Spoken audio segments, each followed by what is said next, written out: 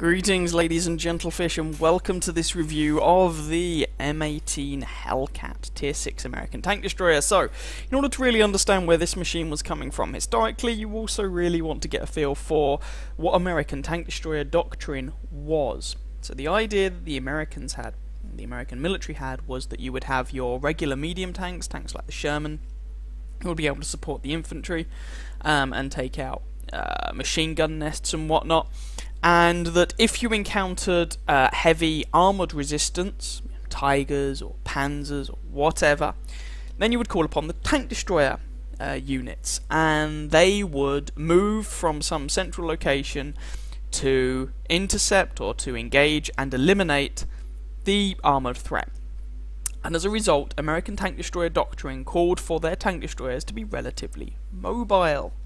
Now, the M18 Hellcat was kind of a continuing development of the M8 and the T67 tank destroyers, in that it was very, very mobile, and it did this at the sacrifice of all armour, essentially. The armour was just there to stop the crew falling out and possibly protect them from small arms fire, and that was about it. As a result, they managed to produce the fastest tank of the Second World War. Well, I say tank, it is a tank destroyer, but yeah.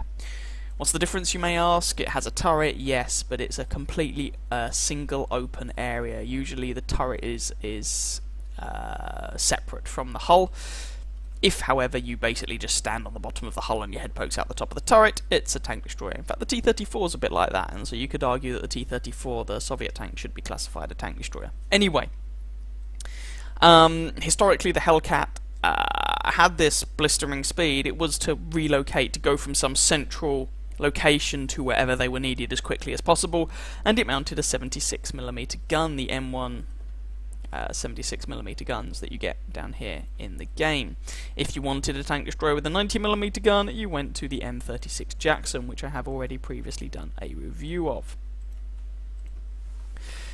What about in-game? What is it that you get? Well, 570 hit points is kind of par for the course for a Tier 6 tank destroyer, perhaps slightly on the low side. I mean, the Jackson has 590, and if we were to change to the Germans, just because I have it, the Jagdpanzer IV has 600, so possibly a little on the low side, but who cares?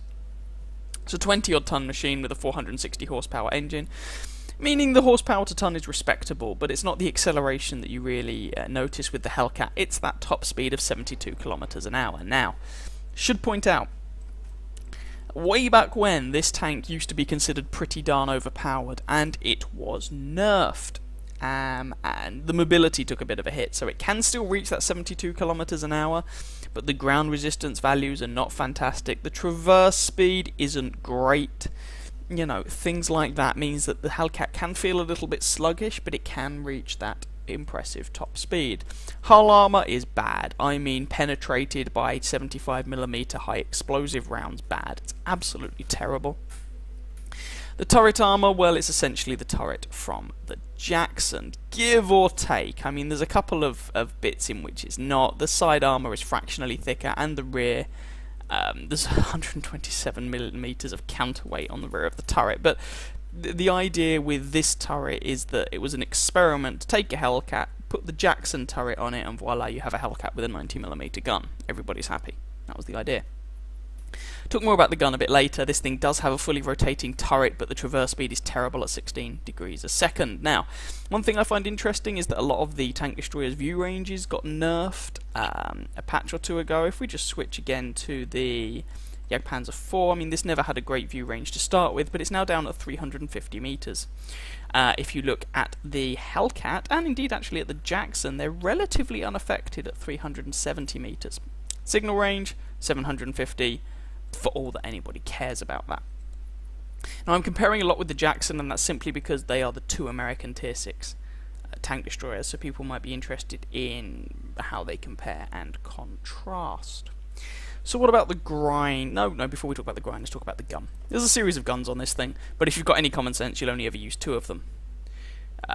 You've got that one, and you've got this one. This is the 76mm gun. Now, whilst this 76mm gun does, I believe, have probably higher DPM than the 90mm gun, you really don't want to be using it. in its current form, in the Hellcat's current form, 128mm of penetration on a tier 6 tank destroyer doesn't really cut the mustard. I mean, you can have success with this, and in fact I've got a video where I do fairly well using this 76mm gun and a pretty trash crew, but you don't want to use it longer than you have to. The 90mm gun is really the gun you're actually going to be wanting to have. What do you get? Just over 7 rounds a minute, which is not actually that fantastic. If you compare it with similar rates of fire on similar caliber weapons on other tanks, well, as I say, it's not brilliant. If you look at the Jackson, you're getting 7.5 rounds a minute, and that's not fantastic either. Compare it, for instance, again with the Jagdpanzer IV, so that's a fixed casement tank destroyer with a similar caliber gun. It's an 88mm gun. The alpha damage is fractionally lower at 220, but the rate of fire is over 11 rounds a minute. So the Hellcat's rate of fire really does feel a little bit lackluster by comparison. I mean, it's good enough, but it's not fantastic. 160 penetration, again, this is putting it, go away, this is putting it towards the bottom end of the penetration values for a tier 6 tank destroyer. In fact, the only tier 6 tank destroyer I can think of that gets lower penetration values is the Jagdpanzer IV.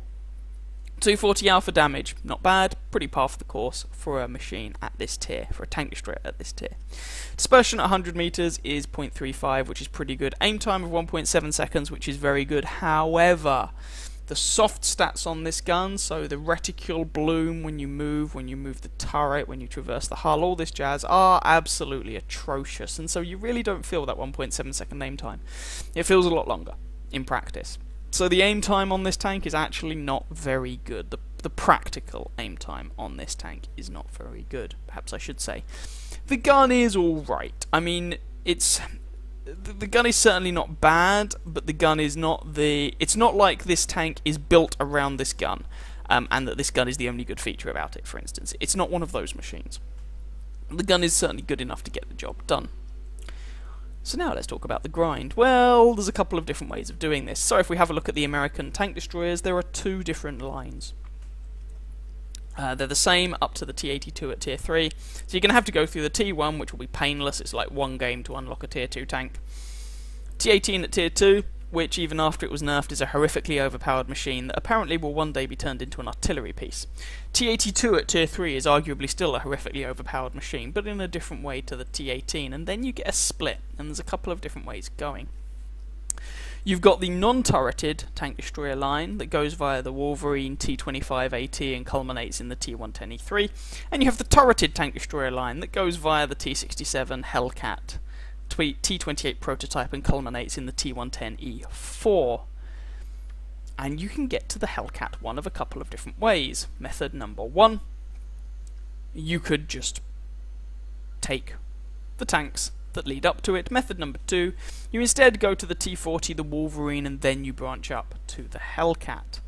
What are my opinions on this? I would recommend that you do the former, i.e. you go via the M8A1 and the T-67.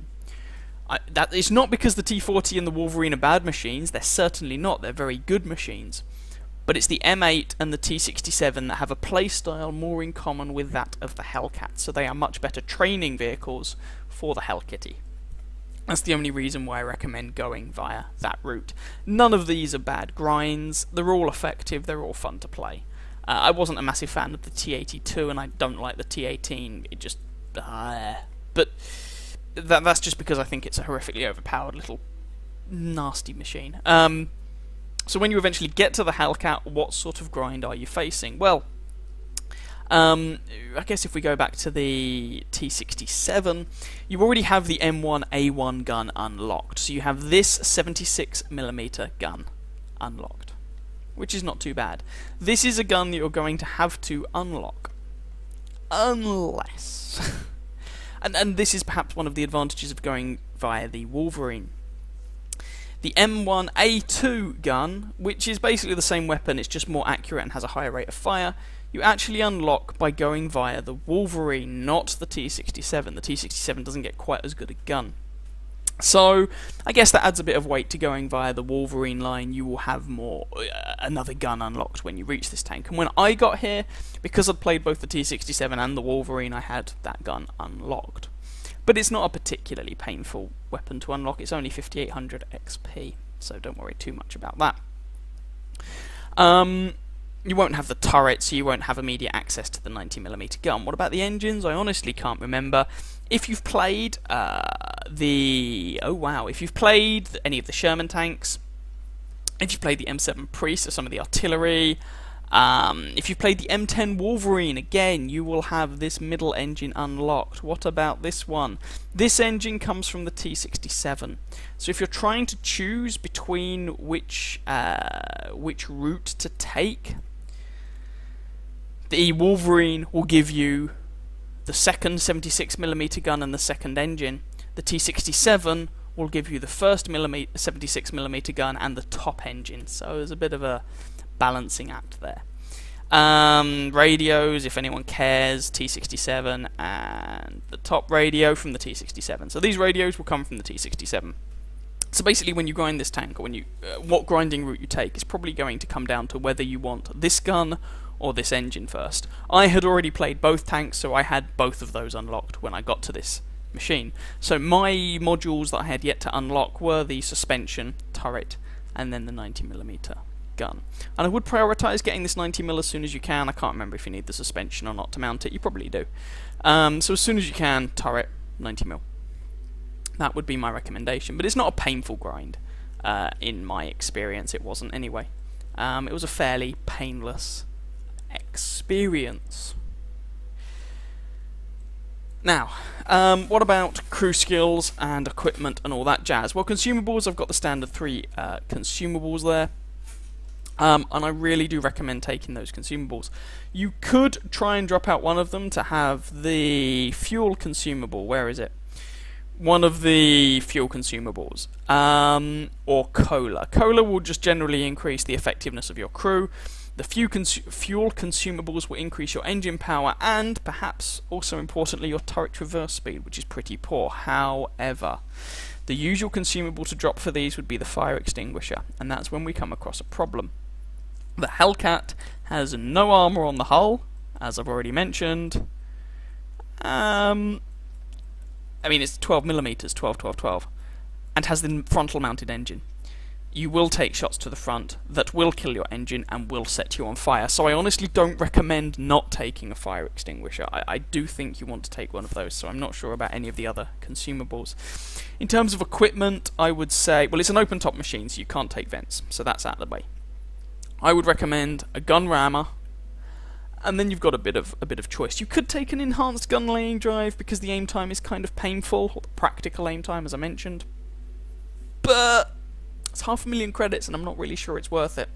I would take a gun rammer, a camo net, and some sort of vision enhancement. I went with binocular telescopes. I would recommend going with binos, because you have the turret, so you can traverse it. You don't have to move the hull and reset your binos and camo net in order to reacquire a target. So I would recommend gun rammer, binos, and a camo net. It's a pretty standard tank destroyer equipment. Crew skills, my recommendation, if this crew were just for the Hellcat, 6th sense on your commander, camo on everyone else. Possibly preventative maintenance on the driver, but probably camo. If you probably won't keep the Hellcat and this is just a crew to grind up the American tank destroyer line, 6th sense on your commander, and repairs on everyone else. That would be my recommendation. Now, just before we move on and have a look at some replays, I would like to mention that, going back to the nerfs this tank received, a lot of people looked at the nerfs it took and couldn't work out why it had taken those nerfs. So, a lot of the nerfs the Hellcat took were to its gun dispersion values and to its mobility, and a lot of people were confused about why Wargaming had nerfed those particular properties. I think it's pretty obvious that, for example, take the reverse speed. The reverse speed on this thing is bad.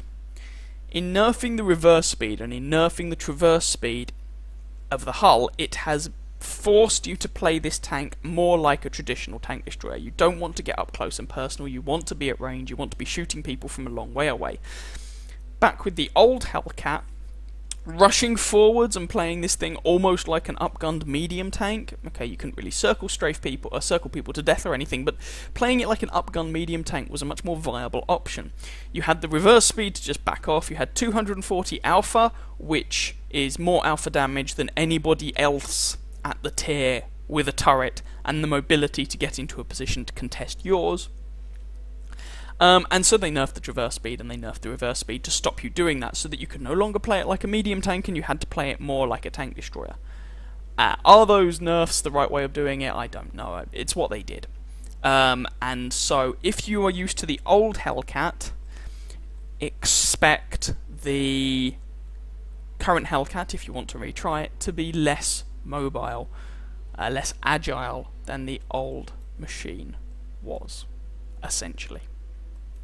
Now at this point I would usually drop into Tank Inspector and have a look at the armor scheme, but Tank Inspector's having a bit of a hissy fit at the moment. I think the developers are having some problems. I could be wrong though. So I can't actually show you the armor schemes at the minute. It doesn't really matter that much, because if you want to get an idea of what the armor on the turret's like, go and have a look at my Jackson review. The turrets are very similar, and if you want to get an idea about what the armor on the hull is like, then just imagine that it's a giant block of cheese. And that's pretty much what you've got. You can and will get penetrated by everything that looks at the hull of this tank.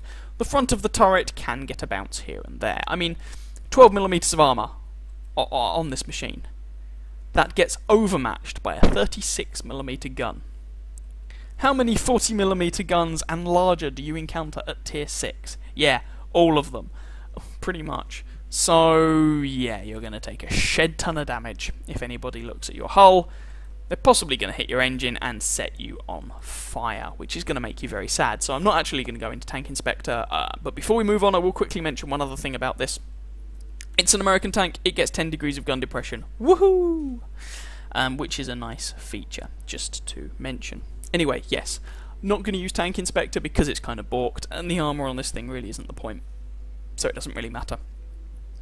And I would like to show the exact module locations, but alas, they're not available, so we're actually just going to jump straight into some gameplay.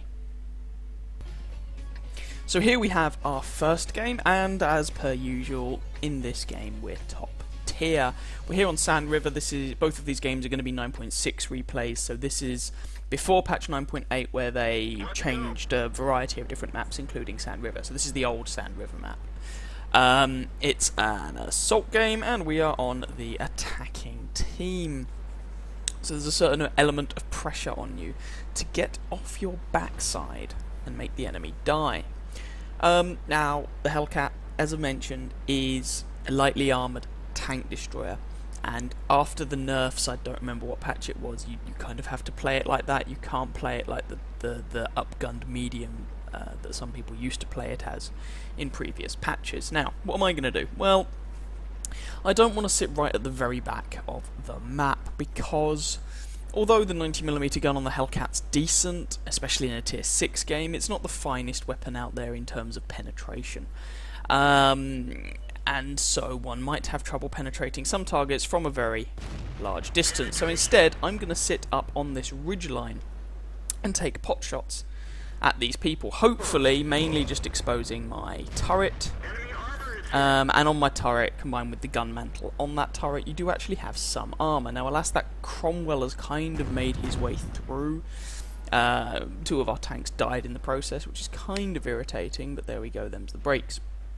However, Cromwell has run into an A43 and a Matilda Black Prince, so hopefully he's not too long for this world. That's a tier 4 medium tank, and you can see what 240 alpha damage does to a tier 4 machine. One more shot, and good night, sweet prince. Also, our A43 nailed that Cromwell, so that's that problem solved. Still trailing in this game, though. The scoreline is 2-3. So, as I say, what I'm doing with the Hellcat here, I'm not sitting right at the back of the map. You know, sitting in the spawn point, but I'm also not rushing forward into a position where I'm going to take shots from every bleeding direction and they're going to set me on fire and make my world terrible. I'm trying to be in a position where I can give supporting fire to my allies, so still playing a supporting role, but doing it at a meaningful distance, so not just camping at the back of the map. Chi-Nus round there. Oh, and there's the enemy Hellcat. It's taking a bit of fire. And there's a Cheeto. Now, this is a slightly awkward position. I don't have shots on that Cheeto. I would ideally like to shoot the Hellcat, but I'd have to move a little bit further up and possibly expose myself if I wanted to do that. But my conundrum is solved, as our T-34-85 polishes the enemy Hellcat off. Hellcat is still a very dangerous machine. I should know, I'm driving one. Now, this is a position that you could not... This is the sort of thing that you couldn't really do in a conventional tank destroyer because you don't have that turret. And I'm not really sure why the camera's panning around. I think that's a replay bug. You know, that turret, although it turns slowly, it does give you that degree of flexibility that you don't get with a regular fixed casement tank destroyer like the SU-100 or the Flatpans or whatever, whatever your non-turreted tank destroyer of choice might happen to be. Chi-Nu's just popped up again to our right-hand side. He's on low enough health that I could potentially pick up the kill with a single shot. Probably won't. Oh, didn't even hit the target. And you can see here that I haven't fired that many shots, but I'm down to 19 rounds of armor-piercing ammo, and it's not as if I've got this thing decked out with other ammo types. I'm carrying 1 high-explosive shell and 5 APCR shells. The rest of my ammunition is armor-piercing. ELC AMX also packs a 90mm gun. And boom, in the face. Now I do take a shot in the side for my troubles there. Thankfully it's only a small one. Possibly from the Valentine. Looks like, no, it would be consistent with either the Valentine or Chi-Nu. Something like that. It's probably the Chi-Nu. Yes, it is, because, well, the Valentine's over to my left-hand side, so it won't be him. Now, this is a little bit risky. I'm trying to push the pace of the engagement a little bit, get some spots on people, hopefully not getting spotted in the process. Don't have Sixth Sense on this crew, in case you hadn't noticed, so I'm not going to know that I'm spotted, or that's not going to tell me that I'm spotted. Managed to pick up the kill on that T-25, and we're winning this game 8 kills to 5. Enemy VK 3601H there. That shot doesn't hit, alas. And which way is this guy looking? Is he going to expose a bit more of his tank to me? Yes, he is. And there's a nice shot into him. Slightly repositioning so I can shoot this Valentine in the side. Take another shot into my side for the trouble. But I do manage to leave the Valentine on very, very low health. It's probably that Chi-Nu or the Cheeto giving me problems. I imagine the Chi-Nu's preoccupied, so that was probably the Cheeto who shot me in the side then. Valentine's on 1 health, VK's on less than 200, so they're both reliable one-shots for me. And we're winning this game 9 kills to 5.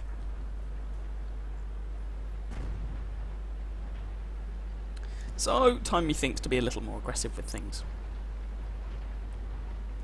I'm not bothering with that VK because my allies should be able to nail that guy with relative ease. We know where the Cheeto is on the far right hand side, and now we know where the Sherman 3 is. Sherman 3 has a relatively good gun, but accurate it is not, and I take off more than half his health with that first shot. In fact, it looks like with 410 health this guy may not be fully upgraded. It looks like he might be using the stock turret. Have a blind shot there just to see if I can pick up a bit more damage. But it doesn't connect. There's only the 3 of them left now, the Sherman and the 2 artillery pieces. Are they platooned? No, they're not. Now the artillery's picked up 4 kills between them, and I have no armour, so I do need to be very careful of those guys. And this is not a foregone, well, my survival is not a foregone conclusion. Our victory at this point should be fairly secure. We've got 3.5 minutes. We should be able to kill all these remaining guys, depending on whether or not the Sherman just runs away, I guess. There's the one of the PZ-SFLs. So, found one of their arty. Trying to find the gun depression to shoot this guy. Auto-aim at him. And someone else picks up the kill. Typical. There's the Sherman. Again, this guy's a one-shot for me, especially now that he's on 10 health. There's the other artillery, and good night, little Sherman. Kill number 3, and that just leaves the last enemy artillery piece. Now he can still nail me with a one shot. But that thing has a terrible gun traverse, so I'm going to go around to the side and force him to re-aim, where he'll be very unlikely to hurt me, and I managed to execute him with the last shot of the game. And there we go. Managed to pick up 4 kills in the end. So that ended up being a not too bad game. You can see there that I didn't bounce a single shot, and that we were trying to give our team supporting fire, not be on the front lines, but at the same time not be, you know, sitting right at the back in the spawn point, being absolutely useless. Trying to be that sort of mobile sniper. And toward the end of the game, you really do have the ability to play clean-up, which is nice. So we got first class mastery. This was actually before I had a 100% crew even. This was like a 97% crew in the Hellcat. First class fighter for picking up 4 kills or more. 5 for effect, doing more damage than you have health, and it was also worth a high caliber award. 2065 damage, 4 kills, 922 base experience. How does that break down? We fired 14 shots, of which 11 hit. All of the ones that hit penetrated. Most of the damage we did, 3/4 of it, was from a distance of more than 300 meters. We received 3 hits, our armor didn't do anything, which is pretty much what you can expect from the Hellcat. Spotted 5 enemy vehicles, damaged 9, destroyed 4, which is not too shabby, and also picked up 360 odd assistance damage into the bargain.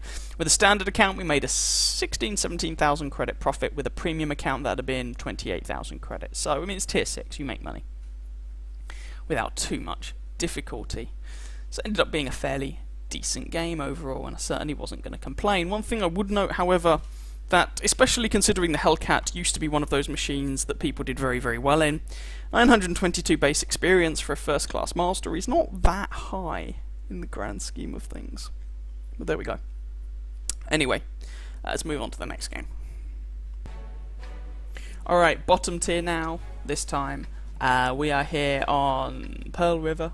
I think the name of the map is. I can probably check. Hey, Pearl River. And, like I said, tier 8 game. And it's quite tier 8. Almost half of the enemy team are tier 8s. So, what to do? Well, we really don't want to get into a close range fight with anyone. I mean, on the one hand, there's a lot of tier 8s on the enemy team. On the other hand, there's also quite a lot of tier 6s. There's only 2 tier 7s. So, you know, it's... I should definitely be able to hurt things here, especially with this gun. You know, 160 penetration is more than enough to make a mess of most tier 8s from most angles. I will struggle penetrating the IS-3 from the front, certainly, and the Tiger II from the front. Possibly the T-34-3 from the front, and the Ag Tiger from the front. But apart from that, on those guys, side shots or APCR would work fine. I mean, I've got 5 rounds of APCR on this tank, but I can't actually remember if I ever fired a single round of it, to be honest. Oh well. Not to worry. So, I'm trying to go along this flank. The problem with this map, and being a tank destroyer, is that if you take the central region, or if you go down the Valley of Death, you know, sort of B8, C9 kind of area, the engagements tend to be rather close range, and that is not the Hellcat's forte. Certainly not after they nerfed the reverse speed. So I'm really trying to avoid that. Now, in case you hadn't noticed, the middle of the map, D6, E7, is completely open. None of our team has actually gone that route, indicating that I might want to cover it because we might have some friends, and hello IS-3. Yeah. On the one hand, that's a little suboptimal. On the other hand, it means that anyone who is going to pop up from that region is going to drive face first into 5/6 tank destroyers and an artillery piece, which is kind of amusing.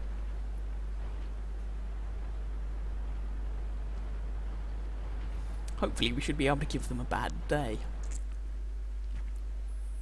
And Tiger II from the side, thank you very much.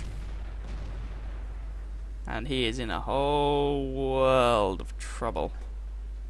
T-32 is behind a rock. Oh, that was a bad shot.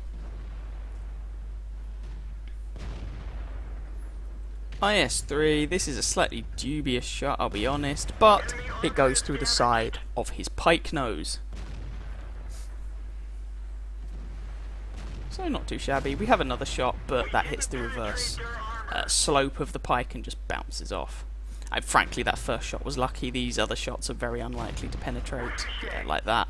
I probably shouldn't be bothering. It's just a waste of ammunition, if I'm going to be honest. There we go at the time. It appears I wanted to give it a go. Our artillery slams him and leaves him on 51 health, and that FCM can probably finish him off. Because there's a T-34-3 who's also coming around. Scoreline is 4-2 though, which is not too shabby. 5-3, as we lose a 12T and they lose that low health IS-3. So, of the people who were pushing through the middle from the enemy team, both the IS-3 and the Tiger II have met their makers. T-32 backed off. Understandable. But he is also kind of outnumbered at the moment. So seeing if we can find that T-34-3, and also being cautious that we don't know if they've got anybody who have gone down the 1 and 2 lines, so we do need to be careful with this. Speaking of people down the 1 and 2 lines, oh god no. Ow, my face. Thankfully that guy is not using the big gun. Otherwise that would have hurt more, but I take a second shot. And relax. T-21's putting in some fire, which seems a little bit optimistic of him. Alright, so let's not pop out there again. That just got me shot and made me lose about half my health. Ick. But T-34-3 has moved into a position from which I can get flanking fire on him with relative ease. Hopefully. If I can find the position and the gun depression. There we go, and into the side of his tank. Back off. And let's see if we can rinse and repeat. And looking back on it, that was a bad shot.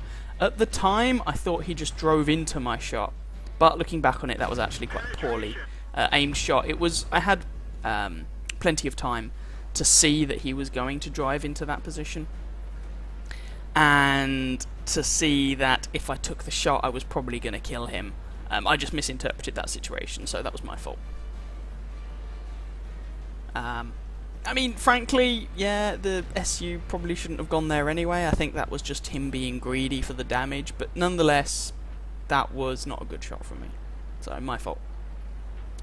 Right, there's still this T-150 over here that we know of, T-21 in the background, Jagdtiger, T-34 and Lerva, and presumably the artillery are all over toward their base. And the Hellcat's quite fast. And there's the T-21. Nah, he's behind some stuff. Oh, he's not behind stuff anymore. He's just going to sit there. Sweet. I'll take that. And there's the enemy artillery. Surely he's not out in the open. I am so confused right now. Oh well, there's kill number 1. Oh wait, well, yeah, because we had that team kill. It's actually kill number 2. But counterbalanced by the fact that we team killed our SU-152. So there we go. Great. There's only 3 of them left now. Lerva, T-34, Jagdtiger 88. So let's put this mobility and speed to work. Any of these guys can potentially kill me with one shot. Jagdtiger would require it would require him being rather lucky, but it is possible. And the T-34 and the Lerva would need to be unlucky not to kill me in one shot. I mean, in fact, if the T-34 penetrates, he's guaranteed to kill me, assuming he gets a proper full damaging penetration. With an AP shell, I am dead. Sorry about that. So seeing if I can plunk some damage into these tier 8s toward the end of the game. I mean, this game is now pretty much a foregone conclusion, and well done to our FCM, by the way, for racking up 6 kills. It would take a monumental effort from the remaining 2 tanks on the enemy team to pull this one out of the bag. Now, our FCM is on 6 kills, but he is now being pressured by the enemy T-34, and he does not really have the health. T-34 has fired and has a terrible, terrible, terrible reload, and is giving me shots into his side, so I will take that. And basically, this guy's probably going to come after either me or the FCM, and hopefully whoever he does come after, and he just took a shot so he's reloading, the other one can put shots into him and give him problems. I can probably reload before he takes another shot, although I did spend some time aiming, but no, he's looking at me, so let's not go out there. FCM puts another shot into him, he kills the FCM, but I have shots at the rear of his hull, and that takes out the... oh god! That takes out the T-34, and now I'm hopefully going to get into a position where that lurver can't shoot me. Surprise lurver! Oh no! It's the worst kind of lurver. And bam, we put a shot in, and did I just bounce his shot? Holy cow! And there we go. We actually pull a win out of that game. And apart from the somewhat embarrassing team kill on the SU-152, if you're watching ever, I do apologise for that. That was my bad shot. Apart from that, that ended up being a fairly decent game. So, take a look at the post-battle results, and then we'll jump back into the garage. So that actually ended up being an ace tanker game, which I wasn't expecting at the time. It didn't feel particularly special, but there we go. I guess when you're at tier 6 and your gun does 240 alpha, the damage tends to rack up quite quickly. Fire for effects, doing more damage than we have health, and bruiser, I believe that is, for critical damage. We didn't get the best experience score on our team. That went to our FCM 50T, who played a very nice game, picking up 1340 base experience, a top gun, and over 3000 damage. We did, however, and bear in mind we were a tier 6 in a tier 8 game, pick up over 2100 damage, 1233 base experience. Got 3 kills and 1 team kill, alas. As I say, that was a slightly embarrassing moment, but never mind, so we all take dodgy shots from time to time. 16 shots fired, 14 hits, 11 pens. Didn't fire any APCR or anything like that. 2,109 damage dealt, and in this time, only 800 of that was from more than 300 meters. The rest was at closer ranges. Received 3 hits, 2 pens. We actually bounced that shot from the lurver, which was hilarious. 7 vehicles damaged, 3 destroyed, and picked up, that's where our experience came from. We also picked up 1400 assistance damage into the bargain. What did we pick up the assistance damage on? IS-3, Lurver, T-34, and the T-34-3. Sweet. Now we obviously we had a small fine because we damaged a friendly, but we still made 18,500 credits profit even with that small fine. Without it would have been at about 20,000 credits profit with a standard account, and would have been at about 33,000 credits profit, 32.5 with a premium account. So again, it's a pretty profitable machine. It's tier 6, and all the tier 6s, unless you spam premium ammunition everywhere, all the tier 6s make a good profit. So yes, there we go. Let's go and quickly round things up. Alright. My thoughts on the Hellcat. Overall, it is one of the best tier 6 tank destroyers, in my opinion. I did not play it before it was nerfed. I've only played the post-nerf Hellkitty, but it's a very, very, very good machine. I would argue it's one of the 2 best tank destroyers at tier 6, the other one being the M36 Jackson, the other American entry. Now, am I keeping this? No, I'm not keeping it because I prefer the Jackson. But that's personal preference. You might prefer the Hellcat, and that's fair enough. It's a very, very good machine, and I do recommend it. Go away. I certainly think that you should play it at some point. I mean, it's one of those tanks that has a very large reputation at its tier. It's a very powerful machine. I mean, so why am I not keeping it? Why do I think it's inferior to the Jackson? For me, there's a few things. Firstly, the complete lack of armor on the hull can catch you out. It makes the Hellcat potentially unforgiving in a way that the Jackson just isn't. The Jackson has that bit more hull armor. I mean, it's a slightly taller machine, slightly bigger machine, so you're more likely to get hit, but you have that armor so you can actually survive a bit of a beating, and it enables you to play the Jackson more up front, more on the front line if you have to. The Hellcat has that top speed, but it doesn't have the agility, it doesn't have the mobility, which I find frustrating. The gun on the Jackson is better. It might be the same gun as the Hellcat, but it aims faster and it reloads faster, so effectively the gun is better on the M36 Jackson, which I am already keeping.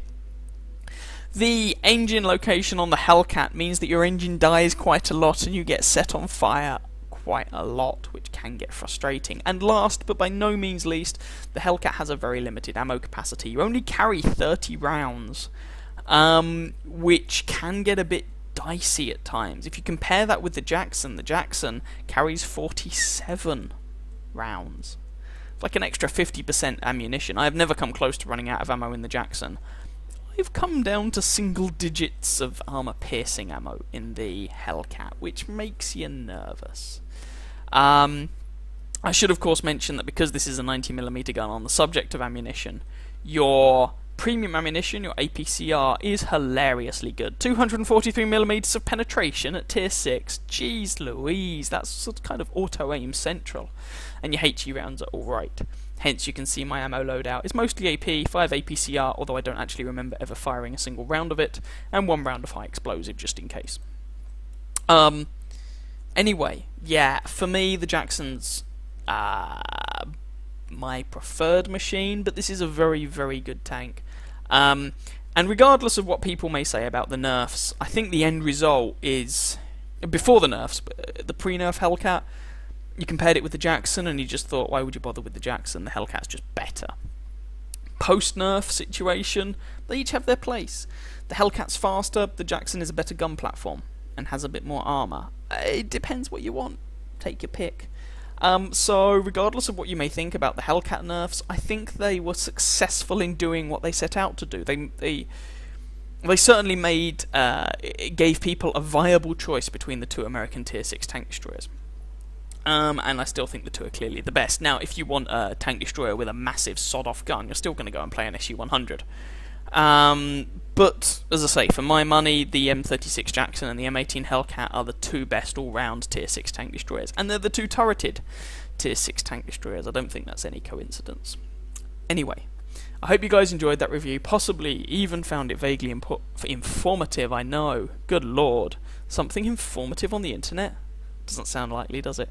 If you did, please feel free to catch some of my other videos, possibly my M36 Jackson review if you're interested in it, and or subscribe to my channel, and I wish you very happy hunting on that battlefield. Ciao ciao.